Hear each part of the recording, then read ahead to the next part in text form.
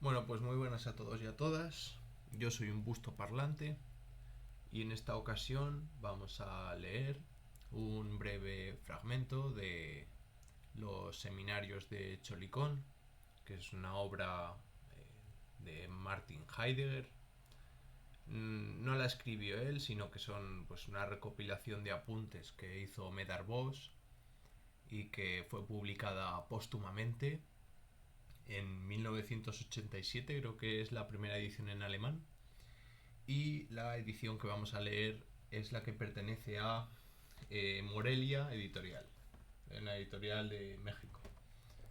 Bien, la cosa es que Heidegger pues siempre tuvo pues muy buena relación con los psiquiatras y con los médicos en general.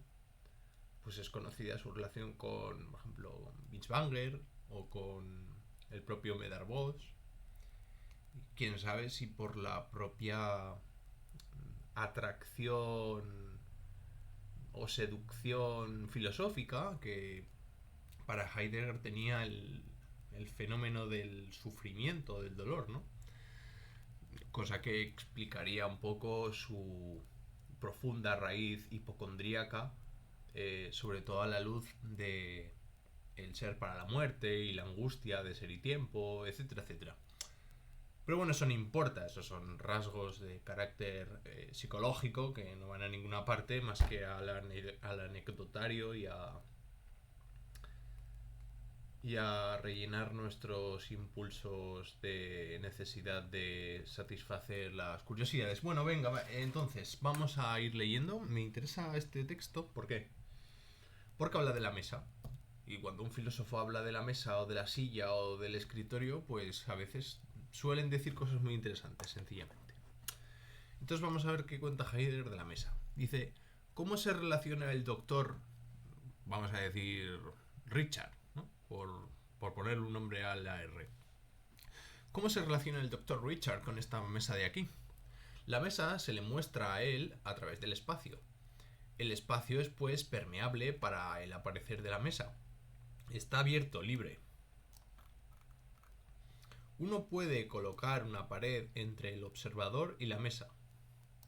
Entonces el espacio ya no es permeable para ver la mesa, pero está abierto para colocar la pared. Sin su apertura, uno no podría colocar ninguna pared en medio. La espacialidad de este espacio consiste pues en la permeabilidad, en la apertura, en el ser libre. En contraste, la apertura no es algo espacial. Lo a través de, mediante lo cual algo aparece y se muestra a su modo, es lo abierto, lo libre.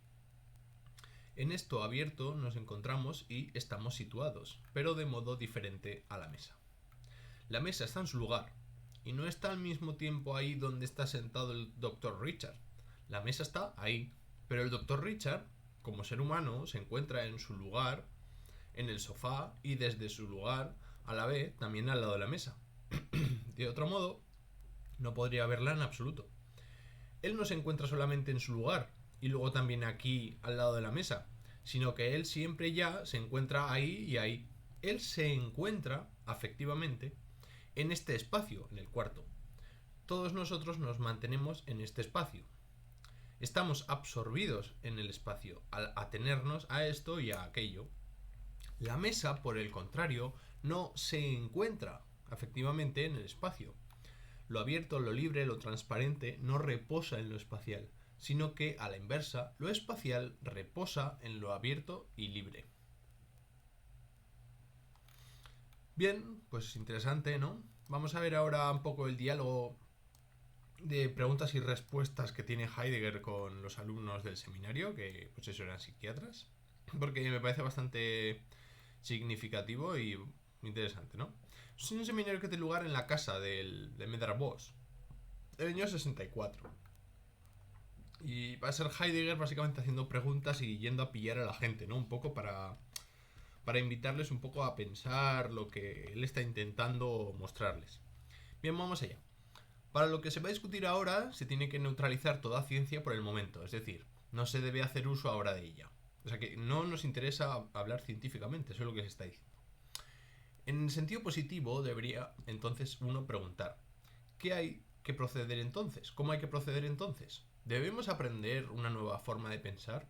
Una forma de pensar como ya la conocían los antiguos griegos. Para regresar al tema de la última sesión, preguntamos, ¿la mesa que está enfrente a mí hoy es una mesa igual? Y responde, yo la encuentro de otra manera. De hecho, no es la misma, ha sido cambiada. Suponiendo que fuera la misma, ¿sería entonces una mesa igual? No, yo la recuerdo de otra manera. En el memorial que está frente a ustedes se utiliza la expresión simplemente. ¿Cómo es eso? Tiene que ver con simple, sencillo. Sí. ¿Es pues este admitir en realidad tan sencillo? Evidentemente no. El admitir inmediato no es una certeza absoluta. ¿Tiene siquiera el carácter de alguna certeza? Una certeza momentánea, aquí y ahora, no absoluta. ¿Qué carácter de certeza tiene el percibir inmediato? La respuesta, existencia empírica. Oh, se las trae. Y responde Heidegger, es una existencia fáctica, pero no es una existencia necesaria. Eso se llama una certeza asertórica. Está en contraposición a la llamada certeza apodíctica. Por ejemplo, que 2 por 2 es 4. La certeza apodíctica tampoco es absoluta, pero sí necesaria. ¿Por qué no absoluta? En el caso de 2 por 2 igual a 4, el igual es presupuesto y también el hecho de que 2 siempre permanece idéntico consigo mismo. Es entonces una certeza condicionada. Ahora bien, primero hemos descrito esta mesa, pero eso no nos interesa. Solo nos interesa la mesa que existe. Admitimos esa existencia en el sentido de aceptación. Ahora bien, ¿qué significa existir? Ser no es un predicado real, según Kant. Nosotros le adjudicamos la existencia a la mesa. ¿Qué significa este real? Indica respectividad a la cosa. Existencia en este sentido no es real. Sin embargo, se le adjudica existencia a la mesa. Le corresponde. ¿Cómo le corresponde? ¿Qué significa existencia? La mesa está en el espacio. ¿Pertenece eso a la respectividad a la cosa? La extensión es una propiedad del espacio. ¿Cómo? El espacio tiene extensión, altura, anchura, etc. Esas son las dimensiones. ¿Veis? Ya está pensando de manera científica, que es precisamente lo que Heidegger ha dicho que no hay que hacer para responder las preguntas, ¿no? Una cosa curiosa. ¿Son diferentes extensión y dimensión? ¿Cuál es la diferencia? Ahora Heidegger va a pillar, ¿no? Se han saltado las reglas, pues ahora vamos a trolearles un poquito. Dimensión es una extensión escogida arbitrariamente. ¿Cómo se relacionan los espacios singulares con respecto al espacio? El espacio los contiene.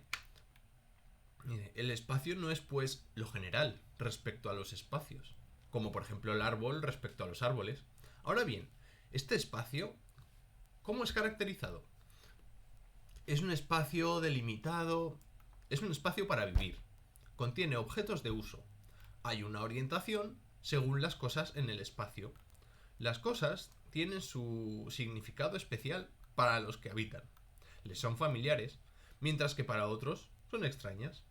Este espacio, el cuarto, tiene pues características distintas que el espacio. Ahora bien, ¿cómo está la mesa en el espacio? En el cuarto. Forma parte del espacio, ocupa espacio. Ya estamos, otra vez, volvemos al principio. O sea, no ha servido de nada. Toda la intervención que acaba de hacer Heidegger no ha servido de nada. No han entendido nada. Cosa curiosa. Pero ¿cómo? Tiene una forma que la delimita de acuerdo con su espacio. Sí, ahora ven ustedes lo que pasa con el llamado memorial. Frases muertas. Por eso está uno desamparado con con esto de escribir libros. Hace mucha gracia porque es como... he escrito la obra más importante del siglo XX y seguimos con las mismas, ¿no? Ahora preguntamos, ¿está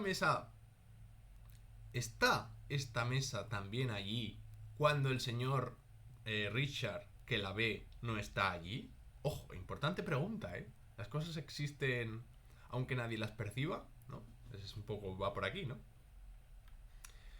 Ambos se encuentran en el espacio, en el cuarto, bueno, el cual no solo separa al observador de la mesa, sino que también lo une. ¿Separa? ¿Está usted seguro? Cuando algo está separado, primero tuvo que estar unido. Mejor dicho, lejos, alejado. La distancia no tiene nada que ver con separar y unir. La última vez preguntamos, si colocamos una pared entre la mesa y el señor Richard, entonces, ¿está la mesa aún allí? Es decir, ¿existe pese a no ser percibida? Para el observador, la mesa no es entonces visible. ¿Pero está aún ahí? ¿Atrás de la pared? ¿Oculta? No, justamente no oculta. No tenemos una percepción inmediata, pero podemos recordarla, representarla. ¿Ve usted? Esto no es tan sencillo en absoluto. Para un niño o para un primitivo ya no estaría allí. La existencia no consiste solamente en su ser visto. Vamos a ver cómo sigue. Está interesante la cosa, ¿eh? Cierren los ojos. ¿Dónde está ahora la mesa? Háganlo ustedes también, ¿no? Es decir, cierren los ojos. ¿Y dónde está ahora el escritorio que tengo delante? La mesa ya no está ahí. La mesa ya no está como percepción. Pero uno puede aún tropezarse con ella, con los ojos cerrados. Esta aportación es buenísima, buenísima. Esta aportación es la mejor de todas las que han hecho hasta ahora, yo creo, ¿no? Sí. Eso sería entonces una percepción concreta. ¿Está pues la mesa solamente en mi cabeza representada? La mesa permanece en su lugar. Pero eso no es absolutamente certero. Alguien se la pudo haber llevado. Cuando cierro los ojos, permanezco en cierta relación con ella. No importa si la mesa aún está allí. Supongamos que ustedes cierran los ojos. Cuando los vuelven a abrir, ya no está la mesa. ¿Qué pasa entonces? Asombro, desengaño. ¿Qué quiere decir desengaño? Una expectativa no satisfecha. Sí, justamente porque también con los ojos cerrados, uno estaba junto a la mesa. Precisamente porque se podía tropezar con ella, ¿no? Ahora pues, el señor Richard percibe la mesa aquí desde allí. ¿Cómo ocurre eso? ¿Dónde está entonces Richard? Aquí y allí. Es decir, yo estoy aquí, pero percibo la mesa allí. ¿Dónde está mi ser? ¿Allá con la mesa? ¿O aquí que yo la estoy percibiendo desde aquí? Esto es una pregunta para jugar un poco en la distinción sujeto-objeto, ¿no? Vamos a ver cómo se resuelve.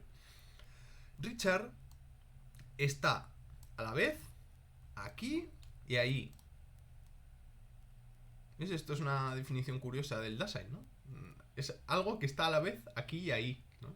El ser ahí es algo que está, digamos, se mueve en un área. Es una definición muy simple, pero bueno. Pero la mesa no puede estar a la vez aquí y ahí. Solo el ser humano puede estar a la vez aquí, ahí y aquí. La mesa está entonces en el espacio de modo diferente al del ser humano. Richard tiene una relación con la mesa, pero la mesa con él no. ¿Pero qué pasa con el espacio? Yo me muevo en el espacio. ¿Cómo? Yo mismo me muevo. La mesa es movida. ¿Qué pasa entonces con este reloj? ¿No se mueve también el mismo? Está siempre yendo a pillar. Es un pillo el Hastegaiden. No. La manecilla es movida por seres humanos. Es por dondecillos que están ahí por detrás dándole vuelta, ¿no? Camina por sí mismo. No, un muelle lo mueve y este es construido por seres humanos. Pero el muelle pertenece al reloj. El reloj camina, es su característica. No, el reloj mismo no se mueve, solo la manecilla. Bueno, la manecilla. ¿Qué de un ser humano hay en el espacio? El cuerpo. Ojo. ¿Dónde están ustedes mismos? Ahora bien, cambio mi colocación. Entonces muevo solamente mi cuerpo. El Körper, se refiere al Körper, se refiere al cuerpo, porque en alemán hay dos distinciones, ¿no? El cuerpo vivido y el cuerpo como objeto, ¿no? Como el cuerpo, corporidad muerta, vamos a decir así. Una cosa es Leib y otra es Körper, ¿no? Aquí cuando señala la K se refiere a Körper. En fin. Entonces muevo solamente mi cuerpo. Eso también hace la mesa. Claro. La última vez logramos caracterizar el espacio como lo abierto, como lo permeable. ¿Cómo se relaciona, pues, el ser humano respecto al abierto? Sí, esa es la pregunta. No solamente estoy en el espacio, yo me oriento en el espacio. ¿Qué quiere decir eso? Estoy en el espacio en tanto que lo capto. ¿En qué medida? El espacio está abierto para mí, no la mesa. El espacio está abierto por ustedes. ¿Y cómo está pues para la mesa? Para la mesa el espacio no está abierto. Bien visto. Siquiera es el espacio algo para la mesa. El ser humano tiene el espacio presente. La mesa ha sido hecha. El ser humano ha hecho el espacio y la mesa. Esto tampoco está, no está bien, no está muy fino, ¿no?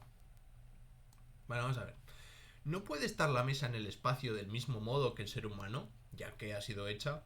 Producir tiene el sentido de estar aquí. La mesa ha sido separada de la referencia al hacer. El sentido del trabajo manual y del arte es que lo elaborado pueda estar por sí.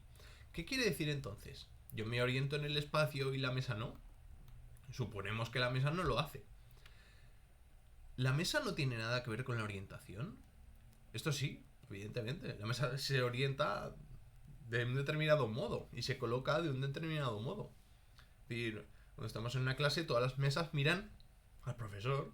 O cuando estamos, yo que sé, en un despacho del médico, pues el médico tiene la mesa frente a ti, ¿no? Es un espacio de distancia entre el paciente y el médico, por lo que sea, por sus razones, pero ocupa una posición primordial, la posición de la mesa en el cuarto, y es lo que al final define la habitabilidad de ese espacio. O sea, que es fundamental. No sé por qué estoy comentando esto. Dice, el ser humano puede orientarse respecto a ella. La mesa misma está orientada, por ejemplo, en referencia a los puntos cardinales. Tiene su ubicación determinada. Ha sido preparada para el profesor Heidegger. Está instalada en la sala, orientada según el modo de vivir. La orientación tiene que ver con el salir del sol. ¿Por qué no occidentar? Esto es curioso, ¿no? Es porque, claro, la orientación se refiere al oriente y, sin embargo, tú pones la mesa de modo que el sol te pegue para poder trabajar, ¿no? Digamos. Entonces, ¿por qué no se le dice occidentar? Es una cosa curiosísima. Oriente significa el salir del sol, de la luz. La salida del sol alumbra. Todo llega a ser visible. Las cosas brillan. En determinados ritos fúnebres se coloca el rostro hacia el este. También la orientación de las iglesias toma en cuenta eso. Por cierto, cuando se apaga la luz, ¿qué pasa entonces con el claro? Esto es cuando se apaga la luz, se refiere a cuando nosotros cerramos los ojos, ¿seguimos percibiendo las cosas? ¿O podemos seguir percibiendo las cosas? Obviamente sí, pues si no los ciegos no percibirían nada, y eso es absurdo. Bien, estar abierto quiere decir claro. También en la oscuridad hay claro. Claro, lictum, que es lo que es el término que se utiliza en el segundo Heidegger, cuando utiliza el concepto de claro del bosque. El concepto claro del bosque es lictum, ¿vale?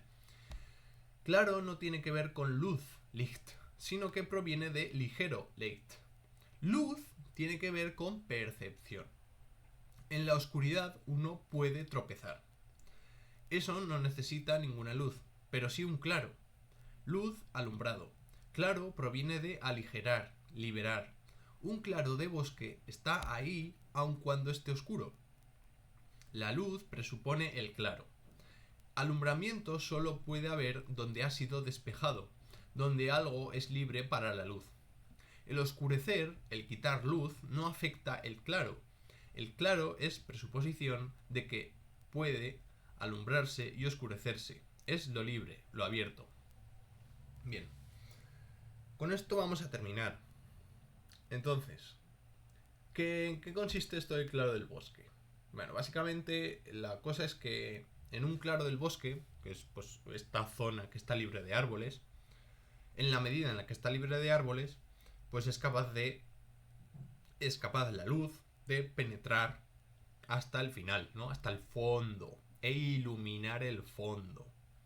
Este fondo o fundamento es lo que permite que nosotros construyamos una zona habitable para nosotros y familiar con nosotros.